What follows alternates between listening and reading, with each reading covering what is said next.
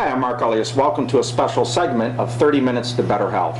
I'm joined today by Dr. Tony Giordano, Dr. local podiatrist at the Shelby Foot and Ankle. Shelby Foot and Ankle, yep. 23 Mile and Shaner, and this lovely young lady between us is local star athlete, Sophie Hall. Hi, Soph. How are you? Good to see you again.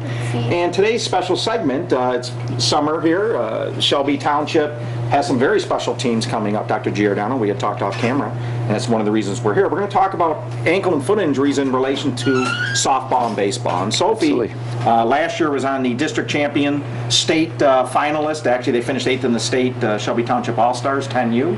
Is now on the 11U as well, going to the state championships again. The only teams ever to do that in Shelby Township. And Sophie, early in the year, had some ankle issues where she was actually was unable to practice, and it was diagnosed as an ankle sprain. So for the people at home, Dr. Giordano, let's talk about the most common ankle injuries somebody like Sophie in her chosen field of expertise is, softball and soccer, that she would experience. Sure. Softball and baseball actually have kind of a predilection for having some ankle injuries, sliding into base.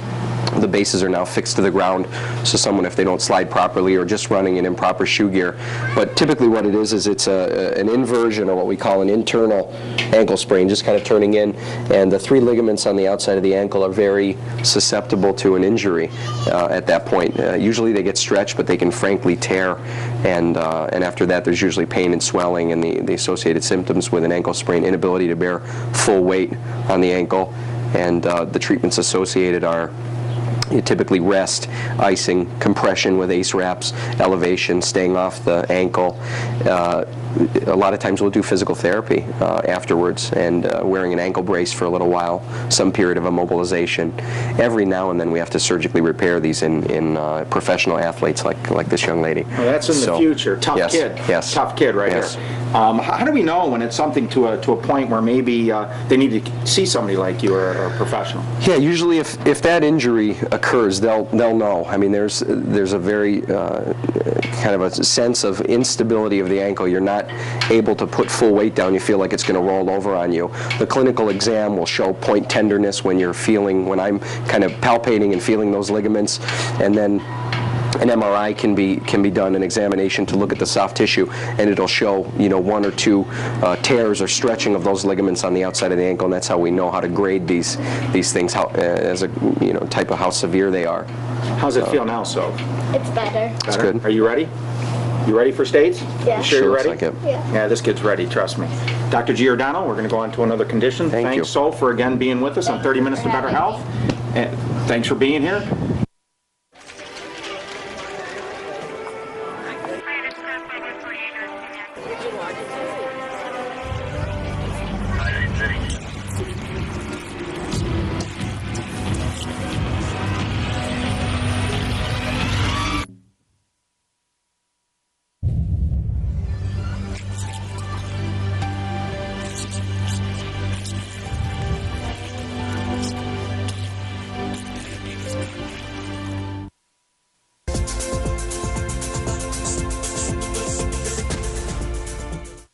We're back, and again, I'm joined by local podiatrist, Dr. Tony Giordano, one of the area's finest podiatrists, and this lovely young lady is Olivia. And Olivia, again, part of the state-based softball team, Shelby Parks last year, first team ever, joined by some of her fellow teammates and an older sister as well over here. And Olivia's game can be summed up really mainly with speed. They had a competition. I heard she's fast. When they had a competition at the end of the year last year, and there were 2 kids that ran the bases under 13 seconds. She was one of them. And there's a lot of speed on that team. There's a Maddie on that team that can really fly. And then there's a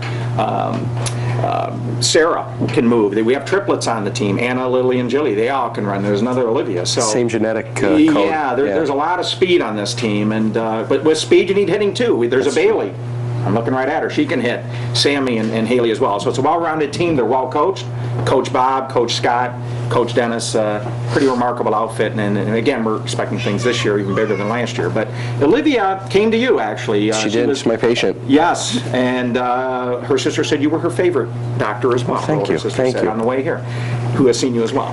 And she had a little bit of a playground incident. Obviously, it wasn't the playground's fault, it was her fault. She was using the equipment improperly, and she actually had a contusion. Let's talk about it. She was off her ankle or off her foot for about 3 weeks. She's back 100%, flying as usual.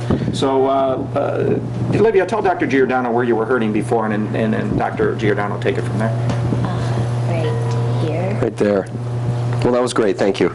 She actually, yeah, what did you do? You hit your ankle against one of the bars, right, that you were swinging from?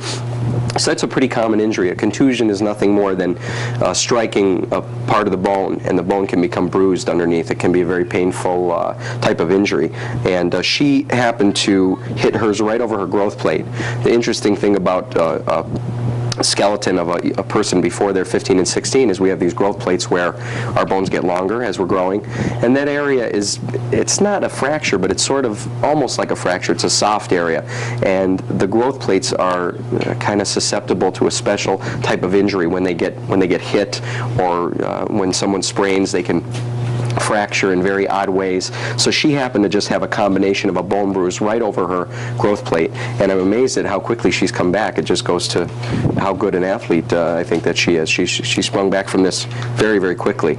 But these things typically just take some rest and some ice, elevation. Well, you some immobilized heat. it too. We did. We stopped her, yeah, because of the combination of the contusion right over that growth plate area. I didn't want to get her going. I could tell that she wanted to be right back up on it, yeah, but we held her back a little bit, put the chains on her, and here she is, 3 weeks later.